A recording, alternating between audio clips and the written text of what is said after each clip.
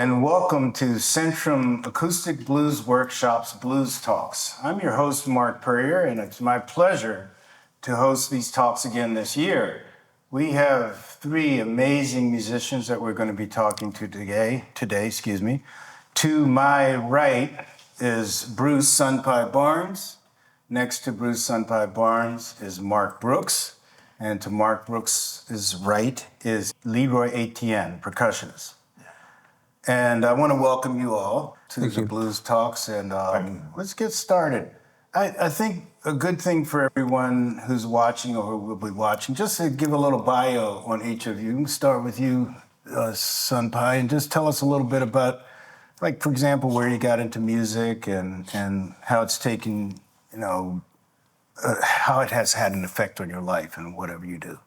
I guess that's the best thing.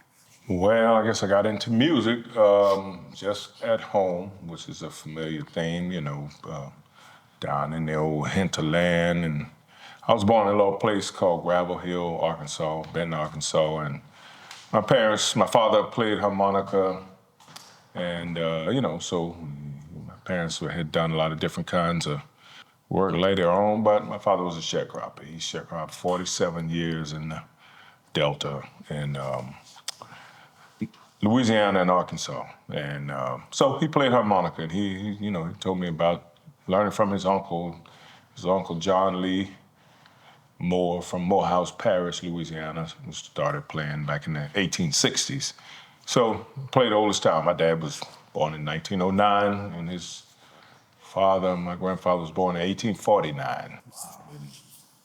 Louisiana. So that's, being at home, he would play harmonica, and when he got off work, so I really loved that thing. I'd just go and grab it for him when I was a little kid and have him play, and I would sit on his knee, and he'd play a little song called The Fox Hunt, So that was my favorite. It was like, that was my Dracula bite, so to speak. I was done. When I heard that, I said, I can't wait till I get old enough to be able to do that. So just having that spark, at home and then in church, my mother was a traditional Southern Baptist. My dad's side of the family was Pentecostal people. So the Sanctified Church, even before they would call it Pentecostal, he was raised up in the same little areas, Rosetta Thorpe, a bunch of people like that, a little place called Cotton Plant. And that's where that Pentecostal movement started. So tent revivals right now, this time of year, convocation, 14 days of church, day and night and day, big old giant tent out in the middle of cotton field. So that's, all night long and all day, music and praising, jumping and shouting for real. So that was my intro, and we all did that. Like, that's what you did in the summer. For sure, so that just having that inside me kind of was my spark for music, and it's what has taken me all around the globe multiple times, is remembering the power of that music. Music, yeah. So it sounds like the community that you were raised up in really affected you musically, and I'm just kind of recapping. Yeah. And I'm going to come back to you because I want to know when you picked up your instrument, but it sounds like you were exposed to a lot of sounds and a lot of harmony, a lot of, just the whole thing. Yeah, that's just the environment you grow up in, so you only know what you know, It was work songs, it was all that, and, we did it all. We had a mule up until I was in high school. Wow. Shared with our neighbor, and, so, you don't really have awareness of what's going on since you've never been to no father in the end of the road down there. Right. Right. But yeah, a little later, I got to see like what was going on. I didn't really have a big awareness until I started going into music stores and then seeing records of all of these people that were around, like you go to a fish fry, it would be those it might be a blues musician that people are like revering now. We go to West Memphis. It would be Howlin' Wolf. There would be, Rufus Thomas. It was all these people. They played all the time. Yeah. Okay, so Mark, tell us similarly. Tell us a little bit of your bio, a little bit about your background, your beginnings. Okay. Well, I come from a musical family. Like we have a lot of musical families in New Orleans, and my family, my dad was a music major, and my dad had a gospel group. And when I was younger, both of my brothers, my brother played guitar, one played bass. The oldest one, that was the bassist, when he wanted to start going out front to sing, they started training me to play bass. So therefore, it would allow him to make that transition. Yeah. So they started off, I learned one song, and I played that, go along, play that one song, and after a few months, then it transitioned into a couple more songs, and I eventually transitioned into the bass player for the group. Yeah. So after that, I went on to high school. I played in marching bands there. I played a couple rhythm and blues bands. Then I went off to school, and I majored on trombone. After that, really I wanted to be a saxophone player, but you know, that was back then. My mom's friend told her she had a trombone, I could have it. So Yeah. that wasn't gonna happen. That was the instrument. That was it. That was the instrument of choice. Yeah, because it was. Yeah, So I got you. went on and I played trombone in college. I come back after that and I started playing rhythm and blues bands around New Orleans a little bit more. And through doing that, I met this guy that kind of put me in touch with traditional jazz in New Orleans. You know, saying like, man, I've never really played that. I said, I'm really into gospel. You know, that's my heart. Gospel, the music of love for me. And I said, I play rhythm and blues, but I'm not really familiar with that. Yeah. So he said, well, just give it a shot. He said, you got a good concept. I think you'd be all right. So then I started playing the traditional jazz, which just opened things up for me. Kind of like Sunpie. It's taken me completely around the world. I put 2 kids through private school, college, and you know, so it really showed me the other side of life, you know. And it still rewarded me. Excellent. That's good to know. And it's again, this is that family connection. Right. It's so different, I find, sometimes today with, you know, sharing between a family ideas, because I think young kids are a lot more coming at them. Yeah. You know, and Yes, it's hard to plant that seed sometimes. Right. Get them into something positive. Right. So Leroy, now I understand you from Lafayette originally, or that area originally? Well, by way of San Martinville, my mother was passing through San Martinville, Louisiana. Okay. Boom. 5 o'clock in the morning. All right. So they say that, well, I'm from there, but she was passing through there. All right. And to Wayne Lafayette, Yeah. I was pretty much raised over there. And my brother was playing in road bands, going overseas, because you're much older than I was. And then I was listening to what he was doing, and he was always coming back, and just being around and listening to all that stuff. And they would make records and stuff, you know, put a 45 on there, I just listened to that. And, you know, he would tell me, just keep listening to that thing right there. You know, he would just tell me things every once in a while. Then I went to school, and I worked with some music teachers. And pretty much they made me the drum captain in the school. Yeah. Go down and parade and all that stuff. And after that, I'm at the home. My buddy every once in a while said, "You're gonna take my place." I said, "With what?" He said, "Don't worry about it. I'm gonna tell the band what you're gonna play, and you're gonna go play this and this and this and this." But I said, well, he said, "Come on, go play that gig." But he had a guy that was just making sure that I'm gonna play exactly what my brother told him the band to play. And I would play just that. You know, we kept pulling that every once in a while, kept doing that. And then one day I told him, "Hey, I want to borrow your drums." He said, "What? What you want to borrow my drums for?"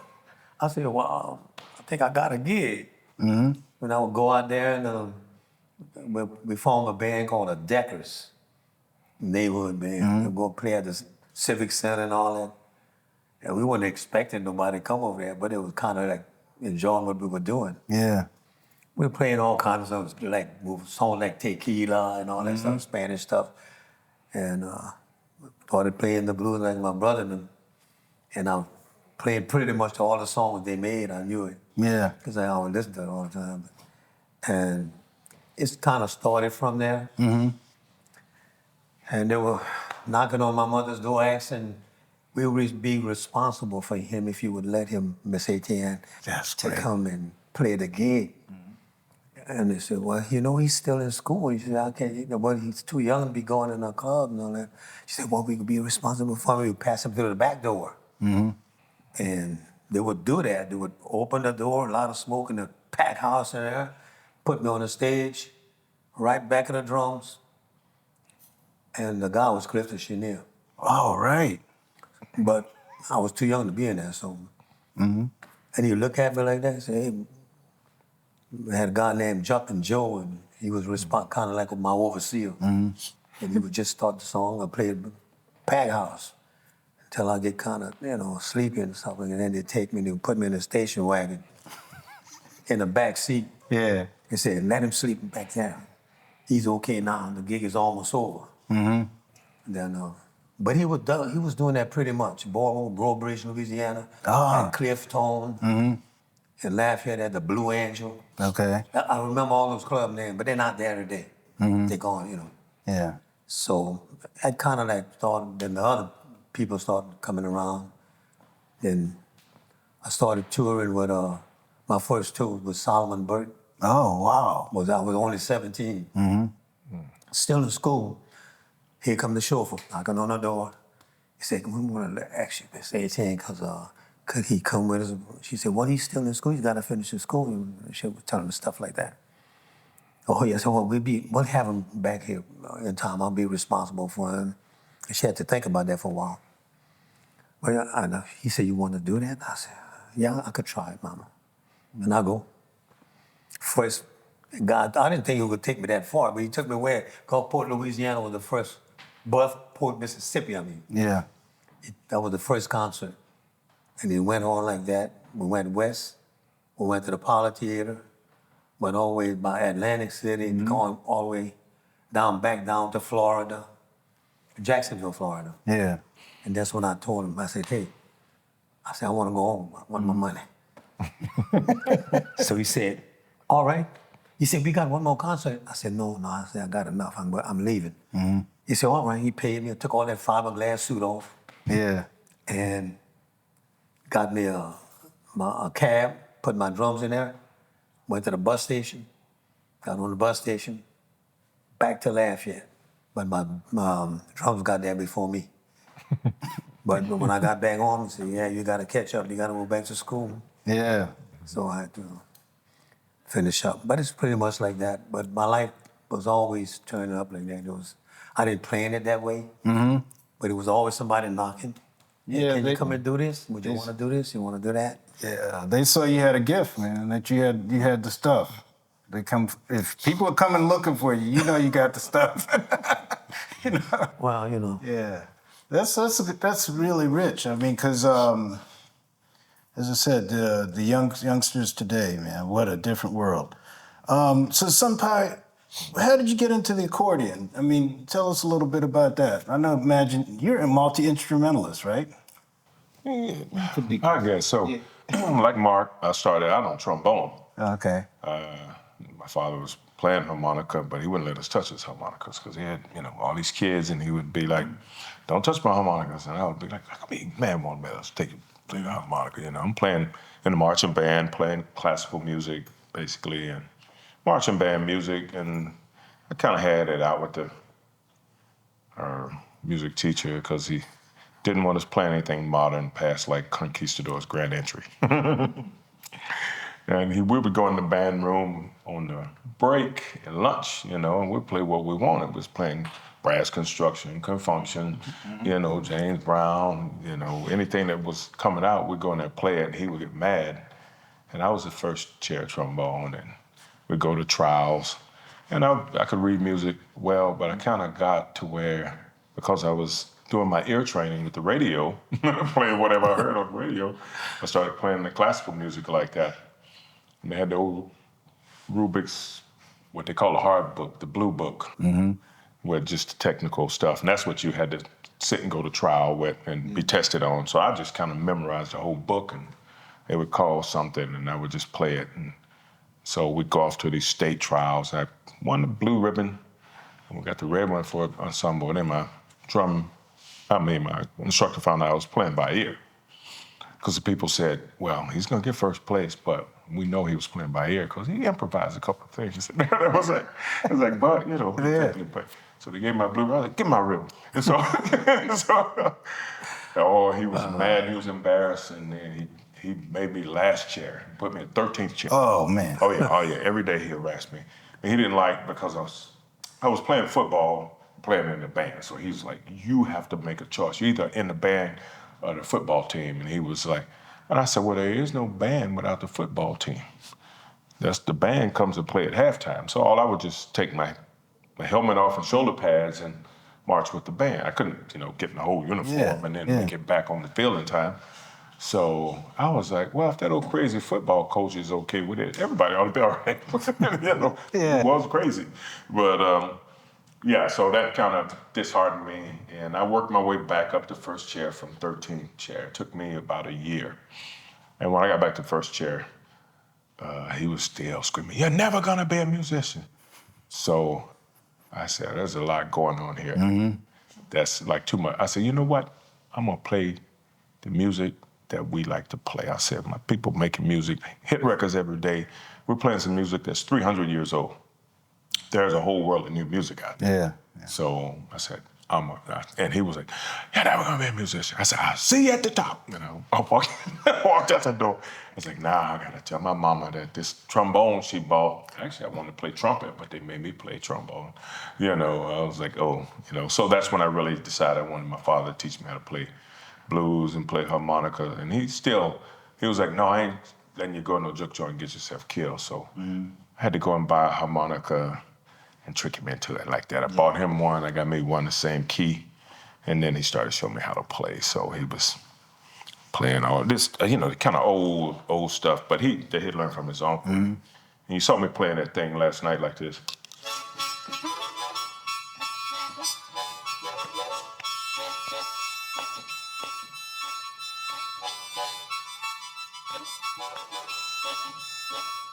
Well, I was trying to learn how to tongue block like him because he played these old tunes. And he was like, well, I'm going to have to show you like my uncle because you hard-headed. He says, just like putting a bit in a mule's mouth. Now, my dad was a mule skinner. He trained wild mules, and he would hook up like 16 mules on a long line on the Mississippi River and pull barges down up the river.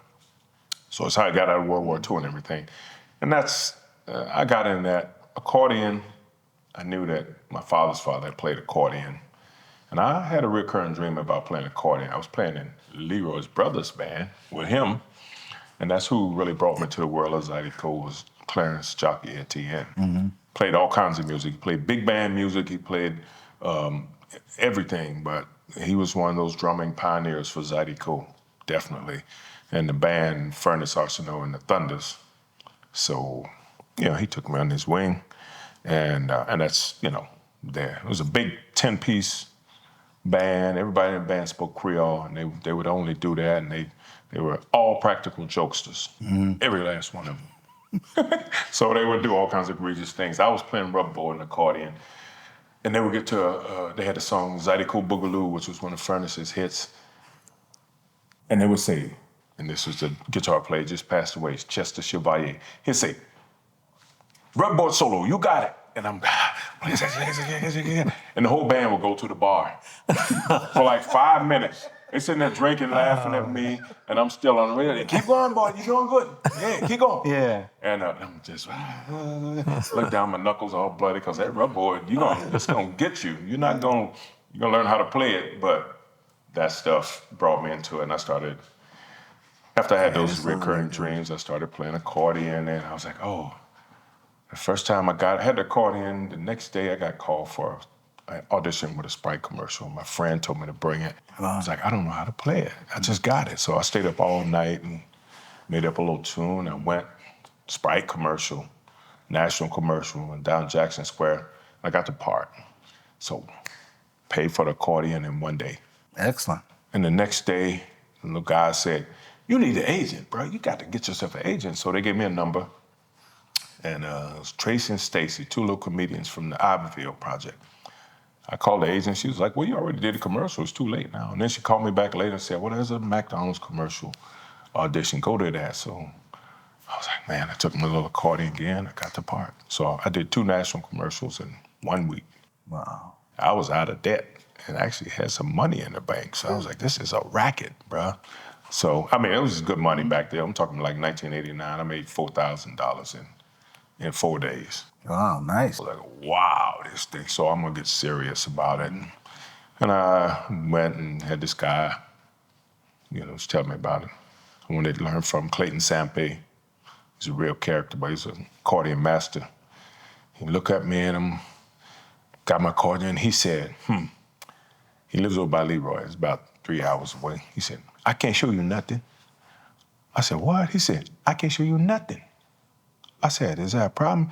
He said, yeah, there's a problem. You got the accordion on upside down, it's backwards. He said, what's wrong with you? You left-handed or something? I said, yeah, I'm left-handed. So I didn't know, it's like it's just got a bunch of buttons over here and then keys running, both directions. So he said, well, you got to turn it over. You're going to learn something from me. And I was like, what? And I had been playing about 7 months at that time. Playing right-handed. Well, I was left-handed very much, so I'm playing left-handed. Yeah. I had to go home and I got in front of a mirror and started playing the thing. I had to rewire my brain completely to learn how to play right-handed. So that's what, and I was determined to try and do it. And then I was playing and doing my thing, and Leroy's brother was helping me out with my band. And then he called me one day and said, hey, listen, No, he didn't tell me. He told him. I just showed up for the gig, and I'm playing, and we get to the break. And I look back, I said, you're not jockey. And he put the same hat on his brother. He's back there playing all the songs. I said, boy, jockey's sitting low in his seat tonight. And I said, you're not jockey. He said, yeah, I know, I'm his brother. And so, and then jockey called me later and said, hey, I'm sending Leroy, he's gonna do the gig with you. I got something else to do. And that was about 30 years ago. All right. Yeah, that's how long we've been playing. Excellent, excellent. Ever since. So, Mark, I find it interesting because there is a connection here with what some people would say academic learning. You learn in high school, you learn to read, and it's not the stereotypical thing that people associate with blues a lot of times. They think people are just learning this by being around other people, learning it by ear, whatever. But my point is, I guess my question being, do you think that the learning you did in the academic setting in school, no matter what the instrument, helped you with your other playing, with your blues and jazz playing? Can you talk about that? The academic learning gives you a basic command of the instrument, understanding of music, if you would. But as far as my understanding, my interpretation of playing music, playing blues, playing jazz, whatever it may be, it's basically it comes from being in the workplace, on stage, working with just elder statesmen, learning from them, just, learning the music in the community as well. School, like I said, school, and sometimes I get in trouble with this because I work at Preservation Hall and they bring a lot of times the classes in for workshops with us. And when I start talking about academia is great, but it doesn't stop there. Well, of course, teachers get kind of flustered when you start saying stuff like that. But I have to clear, academia is great. I want to put that on the record. Yeah. It's great. But music is much more than what's on the paper, what's in the books at school. You've got to really get in the trenches and learn the intricates. A lot of those blues, so there's other meanings behind that. That's life stories. Yes. And you've got to experience some of that stuff to really get it in your heart and soul in order for you to interpret the way that it needs to be. Yeah, yeah. So like again, school is great, but the real essence of my playing came from me being around other guys, other older players, that I learned stuff from. You know, they pretty much like him. They reprimanded me for doing certain things they didn't think should have been this way. You need to listen more. You need to do this. You know, turn down. Don't play so much. I Right. went through that whole gambit. You know? Yeah. But that's where it all develops at. Yeah. School can't give you what we got. Right. Yeah. I agree. I mean, having been trained in the setting too, I was always chomping at the bit, so to speak, as I got older, because it was just so heavily. What am I trying to say? Well, the academic setting is really heavily on the Western music tradition, and my ears were already gone, and so I was like, you know, when we gonna get to this? When we gonna get to that? And it was like I was always chomping at the bit, wanting to learn, because I was always playing seventh chords. You know what I mean? You're playing out there with your friends, and it's like, go to school and then, you know, triad, whatever. But it's important. It's important. But you're right. It does. It's got its place. It's got its place. It's got its place, but it's not the. I tell a lot of students I have, I can give you a certain amount of it, Yeah. and then coming up on you to take it and cross the finish line with it. Right. You know, teacher can't teach you to feel. Yeah. Blues, you got to feel it. And you got to put yourself in there. You've got to insert yourself within that, become engulfed in that music, and live that. That's got to be a life story for you. Yeah. The experience. Yeah. So, time. We good? Okay. Etienne, your stories about being, it just resonates with me because I've heard a lot of musicians having that experience. Not a lot, but some very impressive musicians is really what I want to say. Having the experience of senior musicians coming to pull you into playing with them, and having to talk to your mother or your father and, you know, make sure that everything was okay, that they weren't going to take you out and, you know, let you sit with a beer and But all that's that. not the way I was feeling. That wasn't? Every time he put me in a spot, didn't know what I was getting into. It was always, what's next? Yeah. You know, I did my best, but they kept coming back. Well, that's good. That's good. So, you know, but I understood after I did all of that, I learned from my mistakes. So after I would do that gig, I locked it in. Because if you come back at me again, I was ready for you. Yeah. But that's the way I would do it. But see, like what Mark was saying, you know, it's just got to come from your heart, you know, and how much you feel. Yeah. And most of the things I was going on, people think I was thinking about a beat, but it's not the beat, it's the groove. Yes. Right. Yeah. When you get in the groove, if you were playing a certain style, if you change the groove, you're gonna have to change the beat. Because that's why I think it comes from the groove. The groove, yeah. It's like, you know, like you're doing a waltz or something like that. You're gonna get into that groove, into that feeling. Yeah. But you can take that same beat and go into another thing like maybe shuffle or something like that, or at a certain tempo, and it will change the groove. It's the same beat, but it's not gonna sound the same because it's another groove. Yeah. It's not falling in the same place. So that's kind of like what I would use, you know, especially the count when I play with blind people. Yeah. You know, they're not gonna look at you because they can't see you. So they would tell me, watch my foot. Right. And they cut all the lights out, and I'm on the spotlight just on his foot. So I'd be watching his count. Yeah. And when he just counted, that's my tempo right there. Right. And I try to lock it in right. That's all you got. Right. Because he can't turn around and start telling you anything because he's blind and he's still already playing. So I had a little experience playing with blind people. Yeah. So that was a little different from playing with senile people. Because, you know, I feel that I could put more feeling or go to another, what they call it, coming out of the turnaround with a person that's eye-seated, seeing with their eyes. But a blind person, he hears everything. I mean, you better not go off or nothing. You better stay right there because you're going to throw him off. Yeah. So it's like a lock thing going just about, you know. It's a little different from playing with a senile person. So that's some of the stuff that I would use for myself. All right. Before they throw me in a place that I don't know what I'm getting into.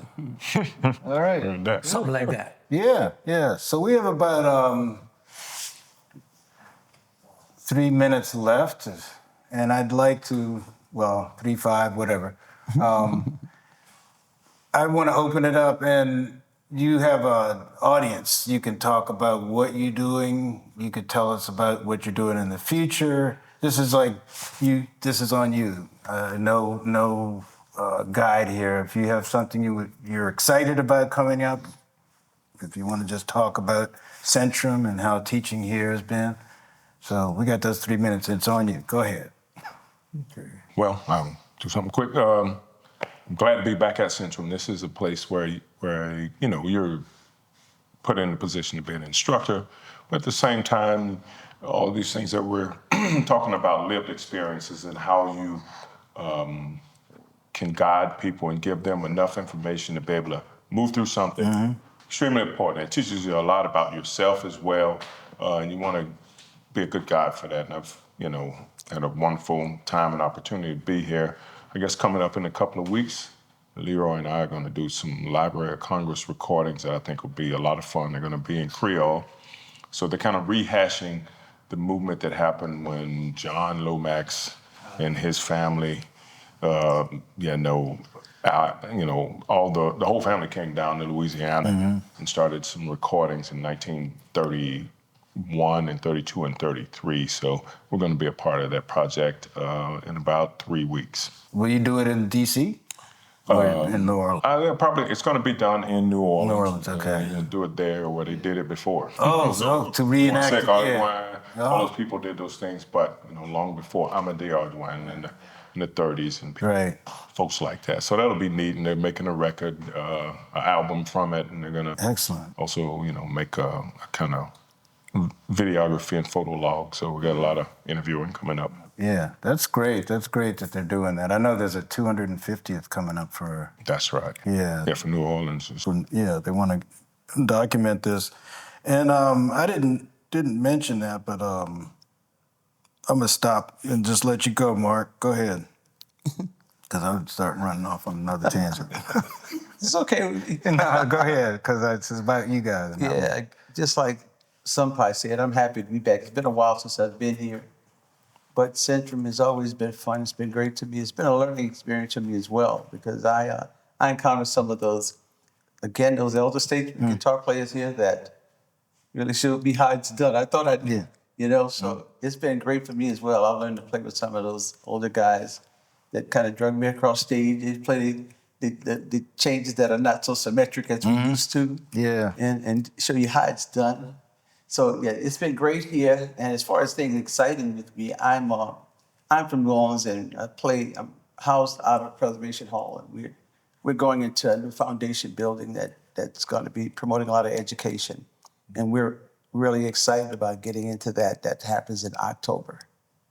Excellent. Go ahead. I'm happy to be here with Centrum again. It's been a little while, but I miss everybody, and it was glad to see everybody. And I'm glad for Miss Mary to bring me here and put me in a little place that I didn't know what I was getting into. But we got it going, and I love it. All right. And I thank her for that. Okay. Well, I think we're about wrapping it up. Again, this is the Centrum Acoustic Blues Week's Blues Talks, and our guests today have been Sunpie Barnes, Mark Brooks, and Leroy Etienne. And my name's Mark Puryear. Thank you.